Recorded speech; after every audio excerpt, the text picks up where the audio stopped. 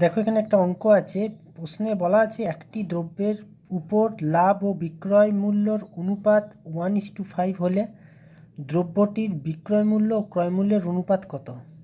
আমরা এখানে লাভ ও বিক্রয় মূল্যের অনুপাত দেখতে পাচ্ছি, তাহলে লাভটা আমরা ধরবো 1x আর বিক্রয় মূল্যটা হবে 5x। আর আমরা জানি যে লাভ সমান বিক্রয় মূল্য মাইনাস ক্রয় মূল্য, তাহলে লাভের জায়গায় যেটা আছে সেটা বসাবো, বিক্রয় মূল্য জায়গায় 5x বসাবো। তাহলে ক্রয় মূল্য পাওয়া যাচ্ছে, ক্রয় মূল্য সাথে বিয়োগ করলেই পাওয়া যাবে, তাহলে এটা 4x হচ্ছে।